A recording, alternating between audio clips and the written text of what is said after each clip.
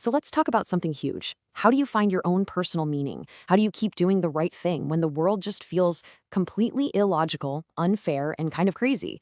Well, we're going to dive into this powerful philosophy from Kent M. Keith and his work on the paradoxical commandments. It's a simple idea, but trust me, it's profound, and it might just change how you see things. I mean, you've been there, right? We all have. You pour your heart and soul into something, you try to be a good person, you help someone out, and what do you get? Crickets. Or even worse, you get criticized for trying. It can honestly feel like you're just screaming into the void. And it makes you ask, seriously, what is the point of all this? Okay, so here's the reality check.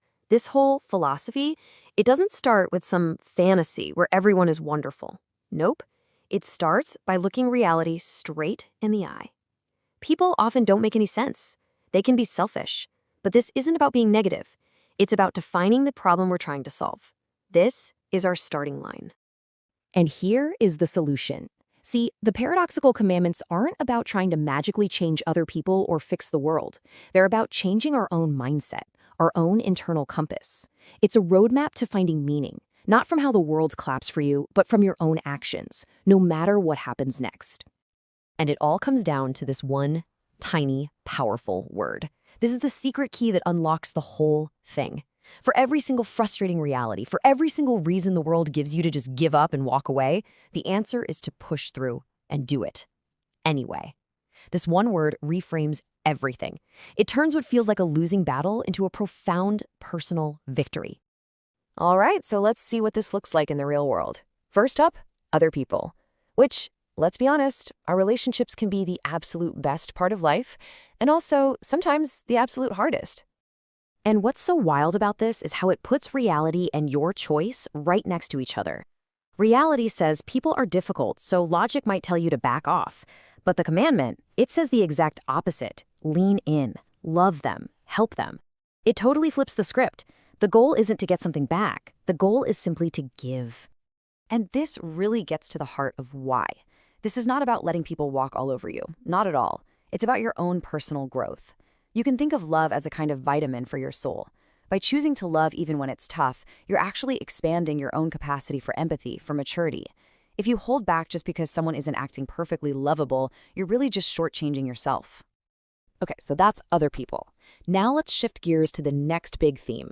This one is all about the things we create, the things we build, a career, a project, a family, especially when we know that nothing lasts forever. There's this really beautiful, simple story in the book. The author and his family, they spend this amazing afternoon on the beach, and they build this incredible giant turtle out of sand. They pour all their energy and creativity into it. And then, what happens? Well, the tide does what the tide does. It comes in and washes the whole thing away.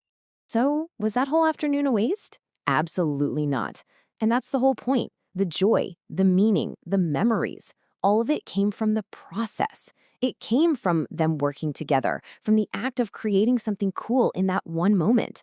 The fact that it wasn't permanent doesn't take away one bit of the value of building it. And that sand turtle? Well, it's a metaphor for so much in our lives, isn't it?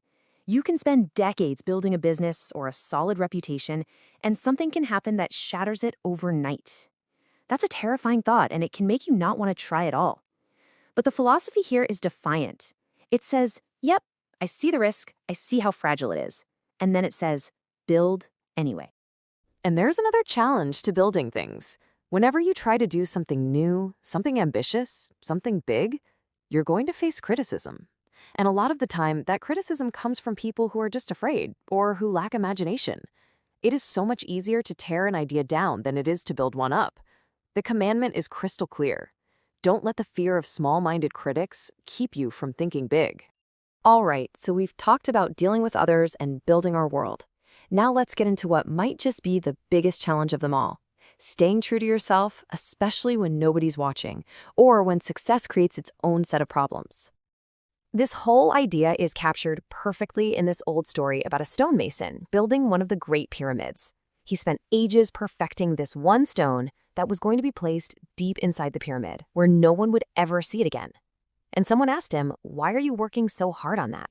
Nobody will ever know." And he just replied, "But I will know." That's it. The number one audience for your own integrity is you. And this is the exact same idea. We don't do good things to collect points or to be remembered in the history books. We do them because it's the right thing to do, right here, right now. The value is baked into the action itself, not in its legacy. If you help someone today, that act has immediate meaning, even if the entire world forgets about it by tomorrow. Now, the philosophy also has this really sharp, fascinating take on what happens when you succeed. It says if you are successful, you're going to win false friends and true enemies. The book makes this brilliant distinction between your true friends and what it calls friends of the position. These people, they're not really friends with you. They're friends with your job title, your power, your status. And when that's gone, poof, so are they. But knowing that shouldn't make you afraid of success. It just means you should succeed anyway. And hold on tight to your real friends. So, let's zoom out and bring this all home. When you look at all of these commandments, the pattern becomes so clear. The world is gonna be what it is, messy, unpredictable. But your response to it, that can be full of meaning. The crucial point here is that meaning isn't something you just find laying around. It's something you have to actively create. You can really boil this entire thing down to a simple 3-step playbook. Step 1, acknowledge reality. Be a realist. Don't be shocked when things are hard. Step 2, act on your values. Be an idealist in your actions. Choose to live by what you believe is right. And finally, step 3, find your meaning in the action itself. Your purpose doesn't come from the result. It comes from knowing that you made the choice to do the right thing. Anyway, and that right there is the ultimate takeaway. This isn't just some abstract theory to think about. It's a challenge. It's a question for you. I want you to look at your own world, your job, your relationships, your community. Where are the frustrations? Where are those moments that make you just want to throw your hands up and quit?